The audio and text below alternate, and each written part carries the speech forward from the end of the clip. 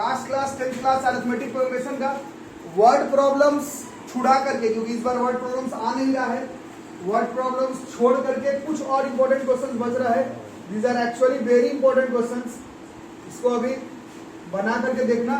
वही पुराना लेक्चर है, इस बार कोरोना लेकर के थोड़ा है कि मोस्ट प्रोबेबली इस बार सारा क्वेश्चन एनसीईआरटी से आएगा, नहीं तो पिछले साल तक ये जो क्वेश्चन मैं अभी करवा रहा हूँ ये सबसे ज्यादा बार रिपीटेड है प्रीवियस ईयर बोर्ड्स के एग्जामिनेशन में। अभी जो मैं क्वेश्चन अभी करवाने वाला, पिछला 3-4 साल से एक ही क्वेश्चन लगातार रिपीट हो रहा था जो क्वेश्चन अभी करवा रहा। इस बार most probably it will not come, but आप लोग लास्ट में सैंपल पेपर या फिर प्रीवियस ईयर क्वेश्चन देखेंगे तो जो अभी क्वेश्चन करवा रहा हूँ वो लगातार 3-4 बार आया बोर्ड्स के एग्जाम में। ठीक है, ऊपर से किताब मेरे हाथ में 11th क्लास का मैथ्स का आर डी शर्मा खुला हुआ है ना। मतलब जो क्वेश्चन अभी मैं करवा रहा हूँ वो आपको 10th के बुक में नहीं मिलेगा, आर डी शर्मा में शायद वो पीछे ऑब्जेक्टिव में शायद मिल जाता। तो अपने दिमाग से ये बात अलग कर लेना कि बस ऐसे ही एनसीईआरटी पढ़े काम बन गया मैथ में। इस साल हो जाए तो हो जाए, नहीं तो हर साल ऐसा नहीं कि केवल एनसीईआरटी का क्वेश्चन आ रहा है। ठीक है, ये एपी का बढ़िया क्वेश्चन है, इसको लिखो। क्वेश्चन है if the sum of, very good question और रिसेंट में कई बार आया है, एन टर्म्स ऑफ 2 एपीज, 2 अलग अलग एपी है। पहले एनसीईआरटी ही बनाना, उसके बाद कोई भी क्वेश्चन बनाना। Sum of N terms of 2 APs are in the ratio of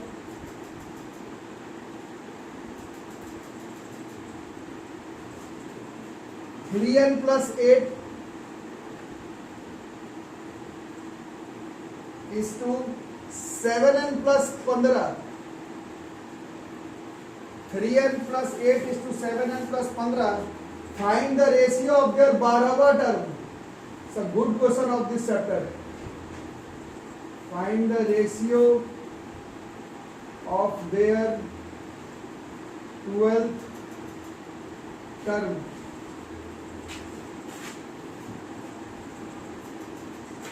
it's a brilliant question of this chapter, but ये ब्रिलियंट का मतलब ये नहीं कि एकदम लंबा पूरा बोर्ड भर की कैलकुलेशन करेंगे क्वाड्रेटिक इक्वेशन में, वैसा क्वेश्चन नहीं है, ट्रिकी क्वेश्चन है। ठीक है, क्या कह रहा है, sum of N terms of 2 different APs. पहले बताओ सम ऑफ एन टर्म्स का फॉर्मूला क्या होगा, n बाई 2, ए नहीं, 2 अलग अलग एपी है, ए मत बोलो, 2 अलग अलग एपी, एक का a1 a2 या a डैश ऐसे करके कुछ बोलना पड़ेगा, क्योंकि एपी अलग अलग है, क्वेश्चन में लिखा हुआ, मेरा स्टेटमेंट नहीं है। n बाई 2 2a1 मान लो लिख लेते हैं, पहले वाले एपी का पहला टर्म को a1 ले लेते हैं, प्लस n सेम है, क्वेश्चन में लिखा हुआ है, n माइनस 1 d चेंज है क्योंकि 2 अलग अलग एपी है, बाई n बाई 2 2a2, दूसरे वाले एपी का पहला टर्म को a2 मान लेते हैं। क्वेश्चन में अलग अलग एपी आप सेम नहीं मान सकते, लेकिन nवा सेम है, क्वेश्चन में दिया हुआ है। कितना रेशियो क्या देगा, 3n plus 8 by 7n plus. अब देखना इसके बाद इसमें ट्रिक लगेगा, ये ऐसे सॉल्व हो नहीं पाएगा, सॉल्व ही होकर के हो जाने वाला होता तो वेरी इंपॉर्टेंट थोड़ी लिखवा देता। ठीक है, ट्रिकी क्वेश्चन, पहले ये दोनों कट जाएगा इसमें। ठीक है, अब थोड़ा ध्यान से देखना, ये है इस पूरे को 2 से डिवाइड कर दे रहे, पूरे क्वेश्चन को कितना हो जाएगा बोलो, 2 से डिवाइड कर दे तो ये हो जाएगा a1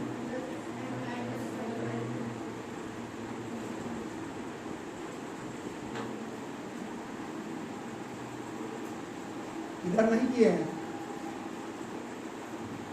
ये स्टेप आए कि ओवरफ्लो कर गया, 2 से डिवाइड कर दिया पूरे क्वेश्चन को। कर सकते हैं मैथ्स में, ऊपर वाले में ऐसे 2 कॉमन लिए थे तो ये वाला होता है, नीचे वाले में भी 2 कॉमन लेते तो ये वाला आ जाता, 2a2 2 कट जाता है, n माइनस 1 d2, फिर ये 2 कट जाता है। यार समझ में क्या किया हुआ है, अरे हाँ ना बोल भाई। ठीक है, आ रहा है समझ में। अब देखो ऐसा क्यों किए सवाल है, क्यों ऐसा किए ही क्यों, क्योंकि निकालना क्या था वो बताओ, 12वां टर्म निकालना था, रेशियो। 12वां टर्म मतलब क्या होता है, a1 प्लस 11d1 पहले वाले एपी का, और दूसरे वाले का a2 प्लस 11d2, यही निकालना था। ये मेरे को नहीं आ रहा है निकालने, जैसे ये क्वेश्चन मेरे से नहीं हो रहा है सॉल्व। अब I am not in a position to solve this question. ये सॉल्व आप लोग भी करके देख लिए, 5-7 मिनट नहीं हुआ, मेरे से भी नहीं हो रहा है ये क्वेश्चन। ठीक है, अब क्या करें, अब हो ही नहीं रहा सॉल्व, क्या कर सकते हैं, ऊपर वाले से कंपेयर कर देते हैं इस क्वेश्चन को। ये निकालना है, ये तुमको निकालना है अभी, और मेरे से हो नहीं रहा कैसे सॉल्व होगा।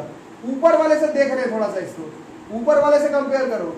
देखो ये A1 है, ये A1 है, ये A2 है, A2 है, D1 है, D1 है, D2 है, D2 है। तो फिर ये वाला n-1/2 ये इसके किसके बराबर हो जा रहा है?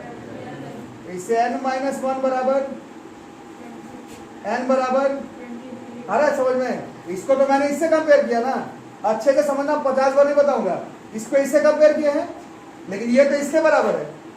तो इसको इससे कंपेयर किए हो, बट ये तो इसके बराबर था, तो ये जो n का वैल्यू 23 है वो इसके बराबर हो जाएगा। समझ लो, इसको इससे कंपेयर किए हो, बट ये तो इसके बराबर था।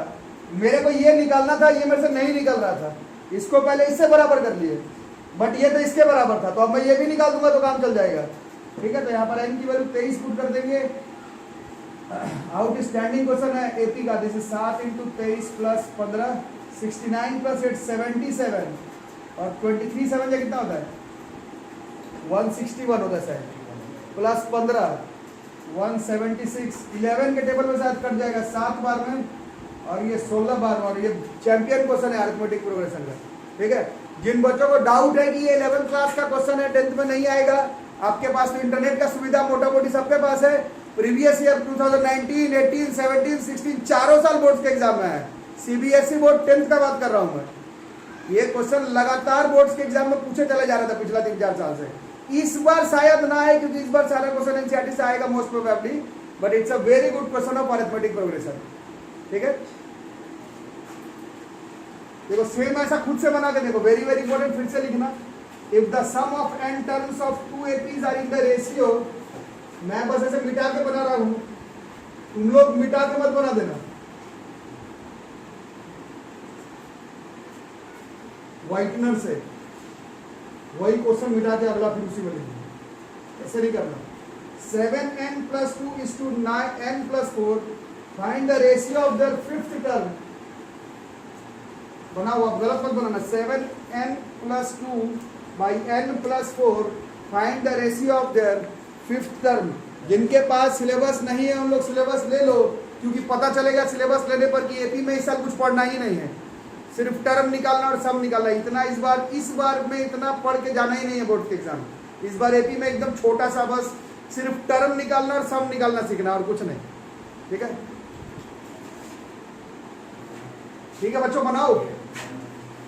सम ऑफ n टर्म का ratio n/2 2a1 + n-1 d1 n/2 2a2 + n-1 d2 बराबर 7n + 2 n + 4।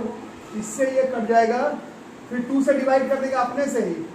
a1 + n-1/2 d1 a2 + n-1/2 d2। This is 7n + 2 n + 4। उसके बाद according to question fifth term निकालना है, फिफ्थ टर्म का ratio निकालना है। तो a1 + 4 d1 a2 + 4 d2। ये नहीं आ रहा है निकालने, निकलेगा ही नहीं ना तुमसे, मेरे तो किसी से नहीं। इसको बनाने का एक ही तरीका है, इसको यहाँ से मैच कर लो। इसको यहाँ से मैच करोगे तो n-1/2 बराबर 4, n-1 बराबर 8, n बराबर 9। क्योंकि तुमने इसको इससे कंपेयर किया है, बट इसका आंसर तो ये था, तो जो इसका आंसर है वही इसका आंसर हो जाएगा। तो दिस इज 7 × 9 + 2 / 9 + 2, 63 2 65/11। ये क्या निकाल दिया, तो यहाँ 4 था, sorry. This is 9 + 4, this is 5। ठीक है, एक और बनाइए ऐसा, इसमें भी very very very important. If the sum, ये तो आया हुआ बोर्ड्स 2018 2018 सीबीएसई बोर्ड्स, पिछला वाला 19 का था, इसके पिछले वाला ये 18 बोर्ड का है।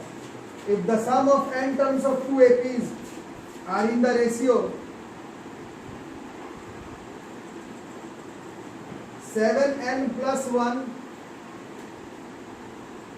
रेशियो 4n plus 27,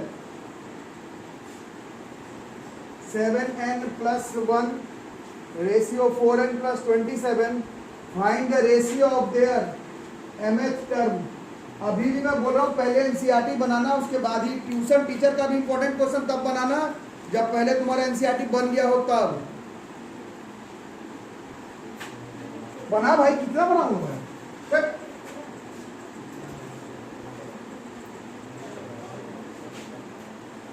शिवम भाई कुछ बना भाई।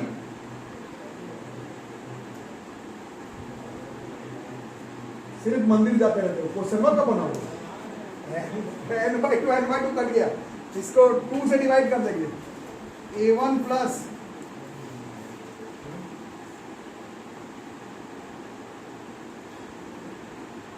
बना रहे क्या, जल्दी बनाना रहता है।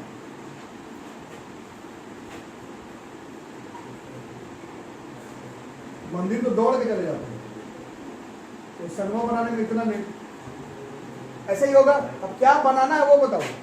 मूर्ख, अहमद टर्म का रेशियो निकालना है, मूर्ख बनाना बोल रही है। बट अहमद टर्म का रेशियो होता है a1 plus m minus 1 d1, अब हो गया। a2 plus m minus 1 d2, ये निकालना है बट निकल नहीं रहा, तो इसको इससे कंपेयर कर लेते हैं।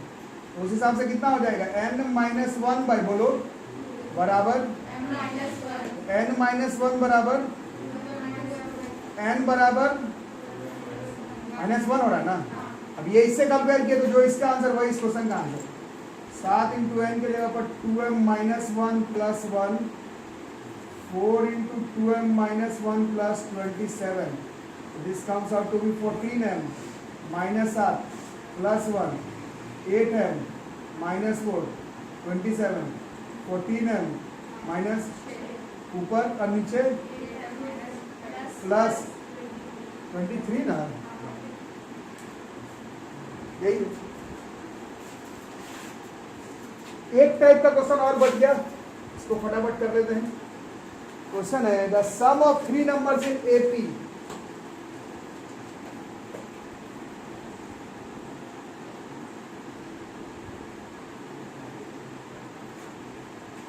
तीन नंबर का सम एपी में यह है -3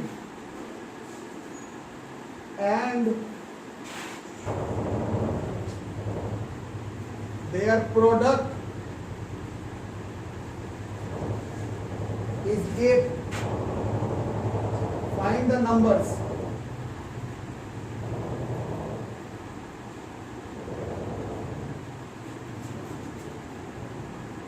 देखो 3 नंबर का सम दिया हुआ है, इसमें हल्का सा एक ट्रिक लगता है, this is a bit of trick involved है। डायरेक्ट बनाने पर शायद नहीं बने, वैसे अलजेब्रा का कोई भी क्वेश्चन ट्रिक बेस्ड होता नहीं है, आप डायरेक्ट भी बनाएंगे तो आंसर आ जाएगा, बट इस तरह का क्वेश्चन बनाने के लिए एक हल्का सा ट्रिक का इस्तेमाल करते हैं।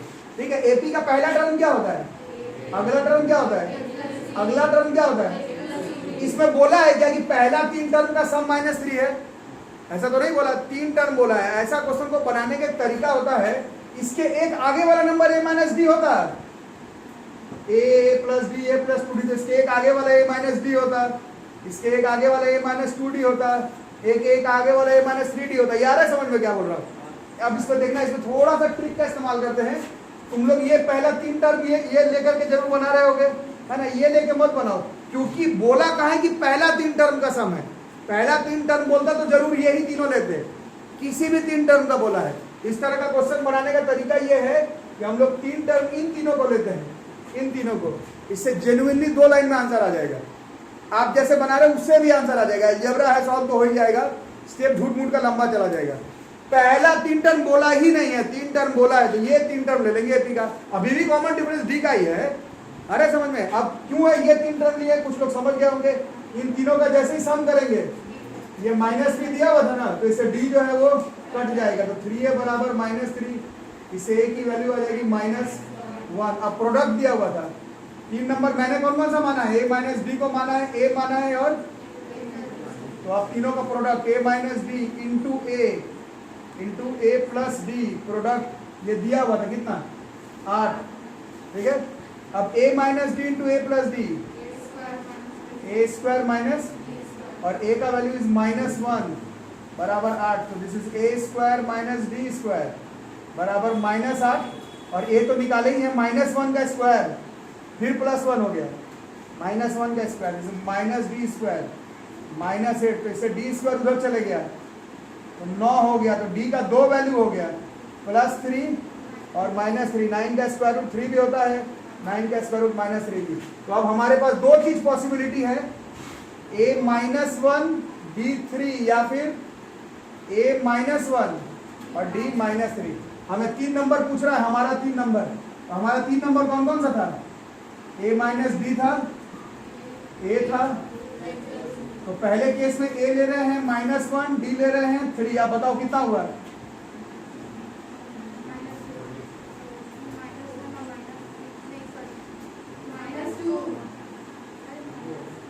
-4 हुआ ना, -4, फिर 2, ये 3 नंबर कंफर्म कर लेते सही है कि गलत। प्रोडक्ट 8 बोल रहा था, तो -4 इंटू -1 इंटू 2 दिस इज +8, और जोड़ने पर -3 आना चाहिए, -4 -5 पे +2 जोड़ दिया -3 आ गया। बट एक और आंसर पॉसिबल है, ये वाला एक और आंसर पॉसिबल है, ए का वैल्यू -1 और डी का वैल्यू -3 भी पॉसिबिलिटी था। अब बताओ कितना है? -1 माइनस 2 हुआ, फिर ए का वैल्यू -1, ए प्लस डी -4, मतलब मिला जुला के 2 -1 4, 2 -1 4 ही आ रहा है। 3 नंबर जो है वो हमारा घूम के लिखो, चाहे ऐसे लिखो, आंसर यही आ रहा है, 2 -1 -4, यही 3 नंबर है। इसका सम का वैल्यू -3 था, प्रोडक्ट 8 था। एक जगह पर हल्का सा ट्रिक लिखे हैं कि पहला तीन टर्म अगर बोला होता तब तुम नहीं ले सकते थे a-d a+d, पहला 3 टर्म बोला ही नहीं है, sum of 3 numbers in AP बोला है। 3 नंबर मतलब पहला 3 टर्म थोड़ी होता है, आराम से a-d a और a+d लिख सकते हैं। इसमें फायदा ये होता है कि डी कट जाता है, ठीक है। तो जब 3 नंबर का सम वाला क्वेश्चन दिया हुआ है AP में, तो इन्हीं तीनों को नंबर लेना है, a+d a+d मत लेना, बहुत लंबा चला जाएगा क्वेश्चन, आ जाएगा। वैसे अलजेब्रा का कोई क्वेश्चन ट्रिक बेस्ड नहीं है, सॉल्व तो हो जाता है, ठीक है। खुद से एक और खुद से एक अपने से कर लो, चैप्टर में जब से खत्म, कल से we will start coordinate geometry. तो इसको एनसीईआरटी पहले बना लेना, फिर मैं जो बताया वो पढ़ना, या जो भी खुद से पढ़ते हो पढ़ना, पहले एनसीईआरटी बना लेना, ठीक है। और सारा क्वेश्चन के साथ एग्जाम्पल भी बनाना है एनसीईआरटी का, जो कि लगभग सब शायद मैं बता ही दिया हूँ क्लास में, मिला लेना। ऐसा एक और बना लो, sum of 3 numbers in AP is 12 and their product is 440, तुम लोग से 20 ज्यादा, क्योंकि 420 तो तुम लोग हो। फाइंड द नंबर्स, ये निकालना है। ए भाई यहाँ पे 12 नहीं है, यहाँ 24 है, जल्दी से करो, तो 2 मिनट टाइम है अभी। 24 करो, 24 करो। तो 3 नंबर वाला ऐसे लेना है, a-d a+d, पहले क्या दिया हुआ? सम,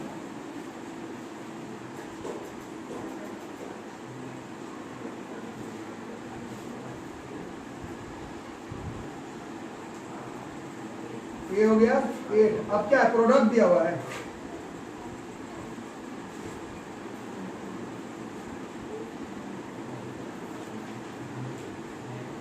अब a-d a+d a स्क्वायर, मतलब ऐसे मैं बना रहा हूं, आप दूसरे तरीके से भी कर सकते हैं। 8 440, ये 55 बार में करता है। a8 दिया हुआ था, 64 - d स्क्वायर बराबर 55, d स्क्वायर बराबर 9, तो डी का फिर 2 वैल्यू आ रहा है, +3 -3। तो 2 चीज हो सकता है, ए का वैल्यू 8, डी का वैल्यू 3, या ए का वैल्यू 8, डी का वैल्यू -3। नंबर कौन कौन सा हो जाता है? एक है a-d a+d, इसमें a8 ले रहे हैं, d3 ले रहे हैं, तो क्या हुआ? ये 5 8 11। दूसरा केस भी पॉसिबल है, a8d -3, ये 5 8 a8 ना 8 -3 11, फिर 8 5, घुमा फिरा के आप 5 8 11 याद है। यहाँ पर अरिथमेटिक प्रोग्रेशन मेरी तरफ से खत्म। वर्ड प्रॉब्लम का एक वीडियो में अलग से डाल दूंगा, इस बार बोर्ड्स के एग्जाम में नहीं आएगा वर्ड प्रॉब्लम। एनसीईआरटी पूरा बनाना, जो क्वेश्चन मैं वीडियो में चाहे क्लास में करवा दिया उतना ही पढ़ना, ठीक है। और एनटीएससी के लिए it is a very important chapter arithmetic progression, ठीक है। कल से कोऑर्डिनेट ज्योमेट्री पढ़ेंगे।